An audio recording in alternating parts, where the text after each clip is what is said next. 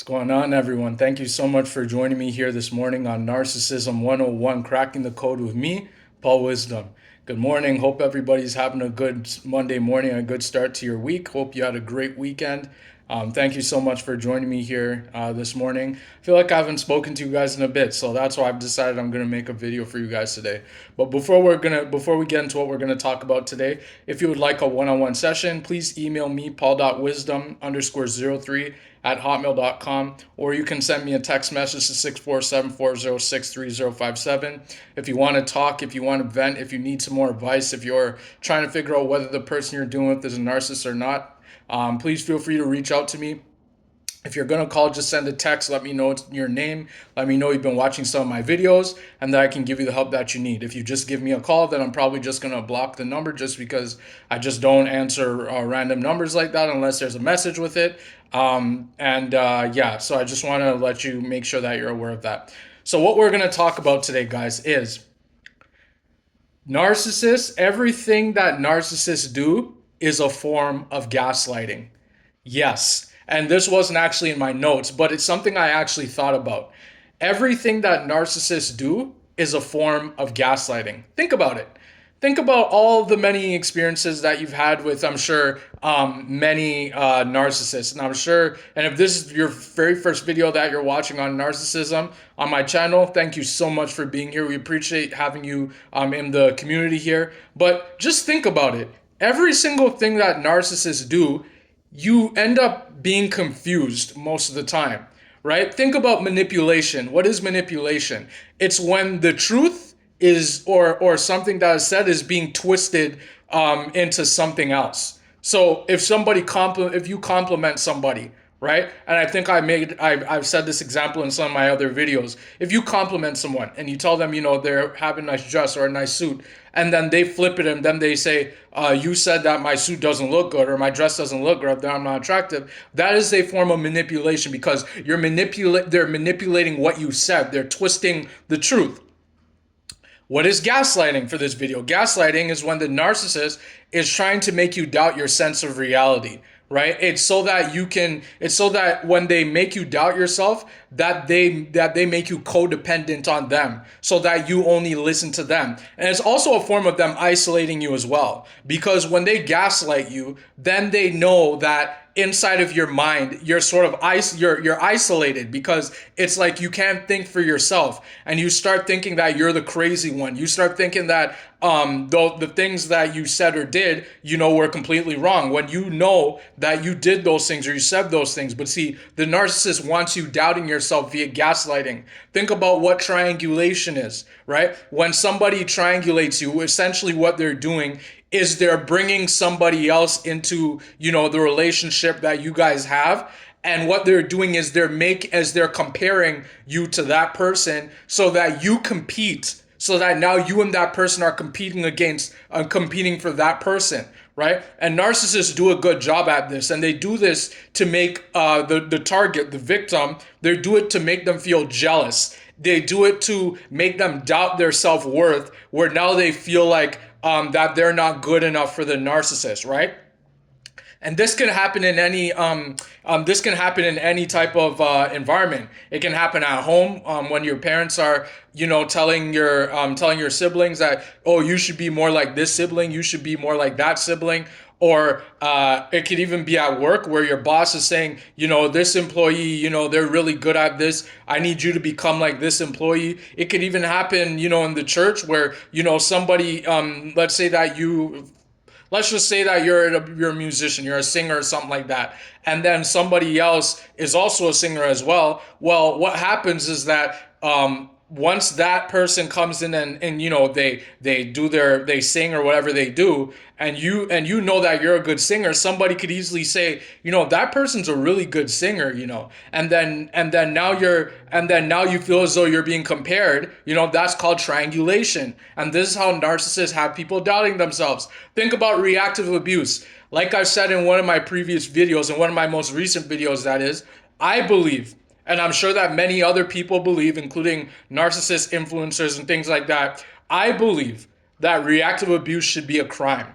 I believe that people that do reactive abuse on other people should experience some sort of crime, because the thing with reactive abuse is that you don't know you're being reactively abused until it's too late, right? And the person that's doing that, they know exactly what they are doing. They know that you didn't do anything wrong. They want you to react so that they can abuse you for your reaction to their disrespect, right? And it's a form of gaslighting as well, in the sense that when they get you to react to their abuse, you don't understand why they're abusing you that way, why they're pushing your buttons so much, and then now you react. And now they say, look at you. Why are you getting so angry for? I didn't do anything wrong. They sit back and they watch you scream. They watch you yell. They watch you get irate. They watch you, maybe you start crying. If you're a woman, then because you just can't take it anymore, right? So it's a form of gaslighting, because now you're doubting yourself. And now you start to doubt your self-worth. You start to feel invalidated. You start to feel bad about yourself because the person that said they love you, they are pushing your buttons and you don't understand why they're doing it. So that is a form of gaslighting, right?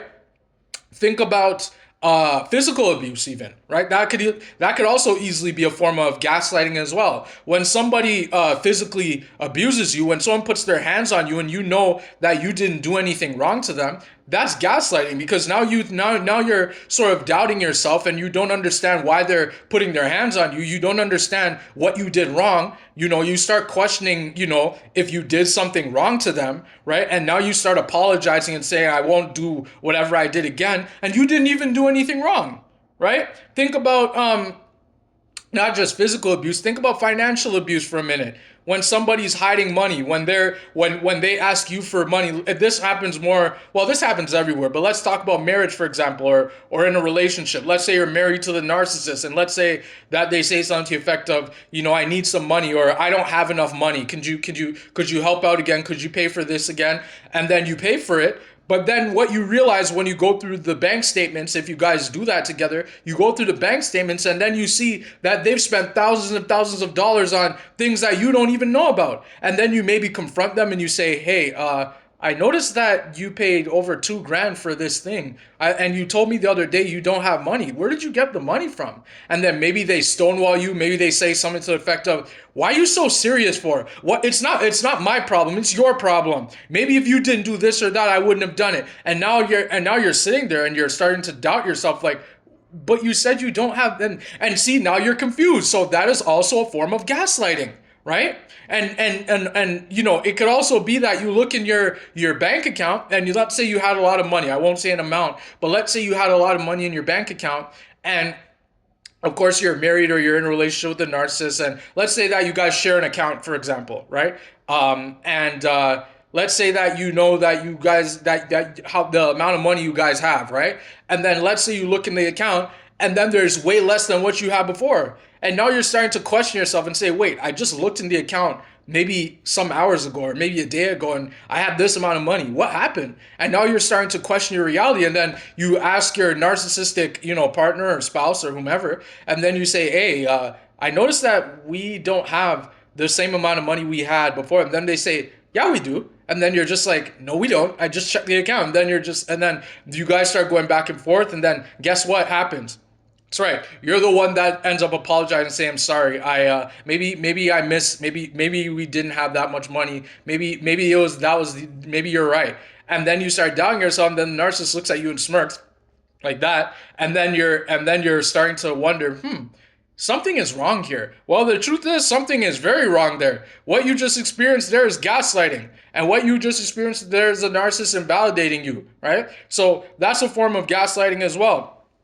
There was another one I wanted to mention. It's going to come to my mind maybe sooner or later. Let's talk about object constancy for a second. This one doesn't get enough attention, but for the sake of this video, we'll talk about it.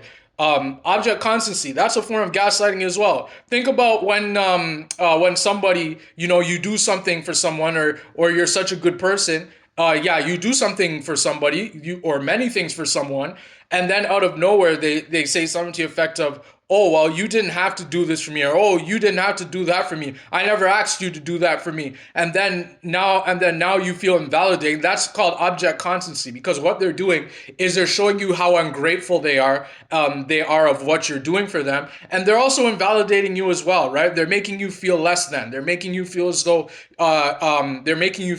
you don't matter, right? So now you're doubting yourself, and you're trying to figure out if you did something to them for that enable them to disrespect you like that. But what you don't know is that they're doing that on purpose. Everything that the narcissist does, it's on purpose. And like I said, it's a form of gaslighting, because they want you to doubt your sense of reality. They want to isolate you so that you become codependent on them. Think about isolation. Yeah, let's talk about isolation for a moment. Isolation is when the narcissist cuts you off from your support system. And mind you, they sometimes, not every narcissist does this like that. They don't do it so quickly. It's like they do it over time, right? They start making you doubt the people around you. Or maybe the narcissist, or not even maybe, what the narcissist does a lot of the times is they will do a smear campaign when you introduce, your peoples to the narcissist. They will be doing a smear campaign behind your back. They will be telling these people flat out lies about you, and then before you know it, these people don't want to talk to you. They start acting strange around you. They start not wanting to have anything to do with you at all, and now you're starting to doubt yourself. Now you're trying to figure out what the hell is going on. Maybe you ask the narcissist. Maybe you're just like, why is so and so acting so strange? I'm trying to figure out why they're acting so strange all of a sudden. And then the narcissist looks at you and they smirk at you like that. And then you're trying to figure out what the heck is going on. And you think to yourself that the narcissist wouldn't do that. They wouldn't go around a lie. You don't even know what a smear campaign is, and you're trying to figure out what is going on there. So isolation, that's a form of gaslighting as well. And when they have you isolated, now you start doubting yourself. Now you start, and maybe and when you're isolated, guess what? You can't go anywhere. You can't go visit your family. You can't go visit your friends. Sometimes you can't even go to work. And I remember when I was married to my ex-wife, and one of the things that she said she wanted she wanted it so that I stayed home and so that she went to work. And so what happened? So I mean, back then I didn't know what I know now. So I gave her the benefit of the doubt, right? Because she was my woman and I loved her, right? So I gave her the benefit of the doubt. I said, all right, if you want to go work, then that's cool.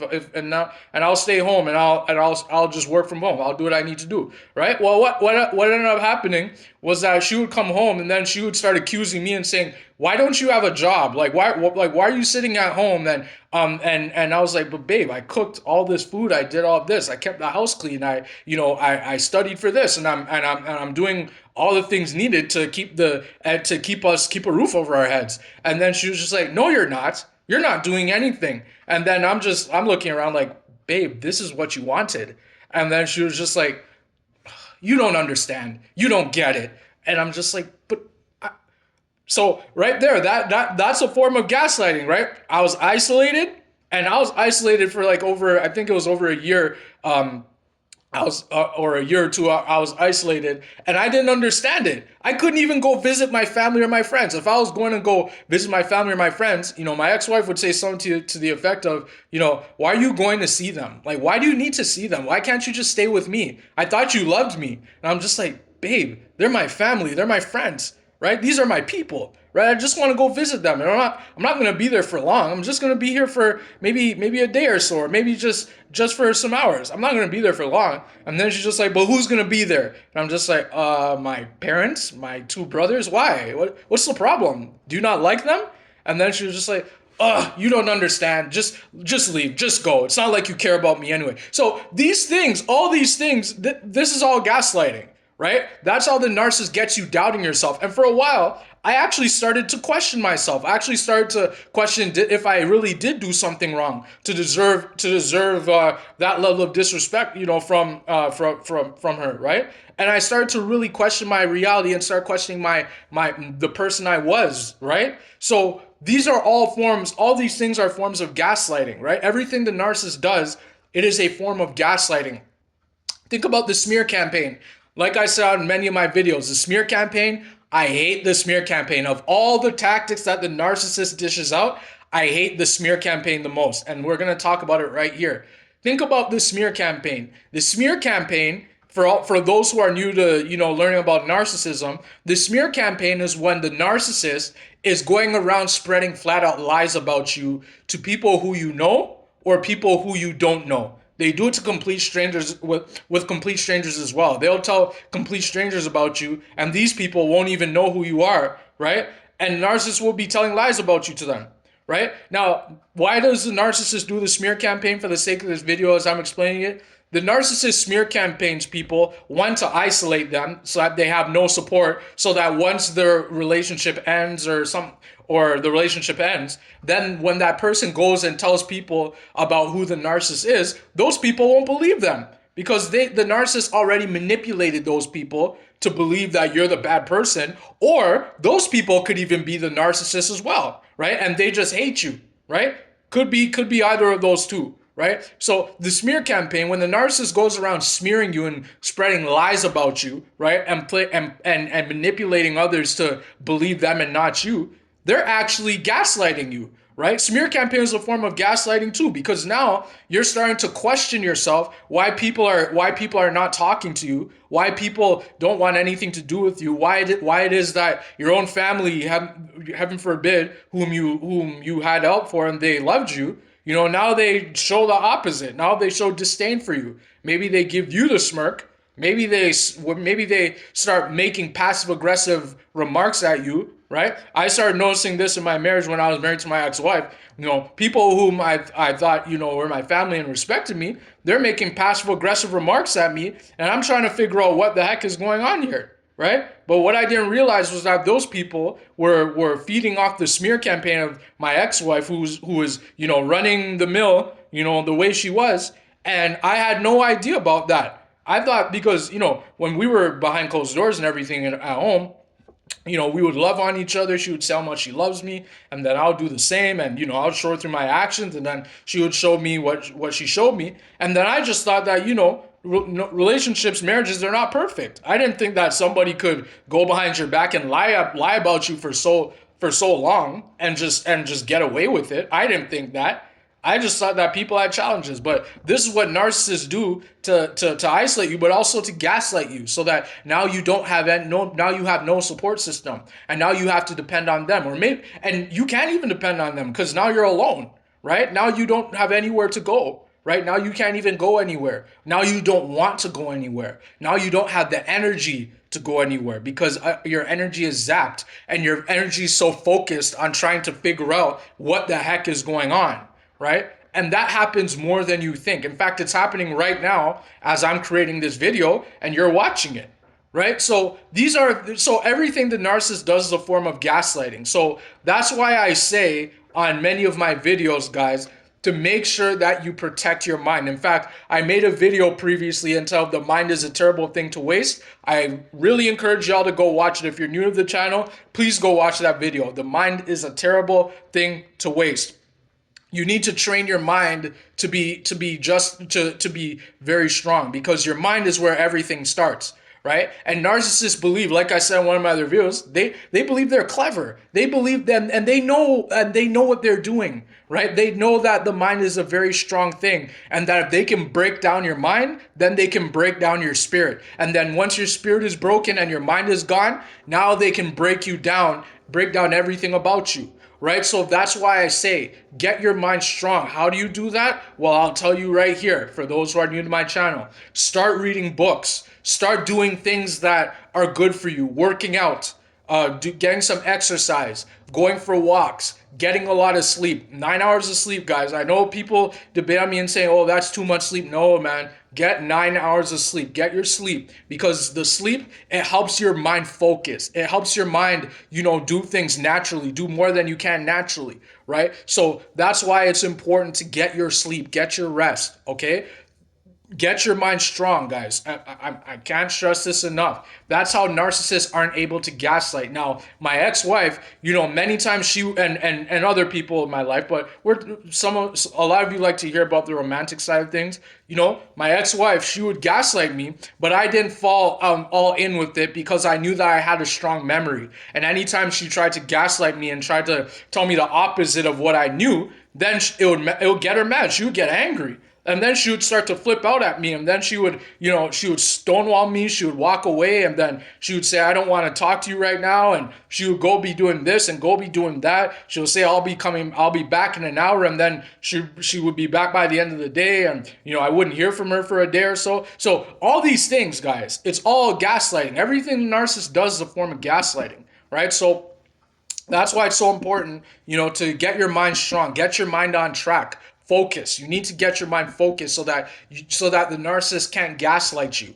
right? Because narcissists know if they can gaslight you, then they can get control of your mind, and that's what narcissists want. They want control of as many people's minds as they can because they want to feel in control. They want to feel powerful. But if you take that power away, then they can't feel powerful because now they have nothing to feel powerful with.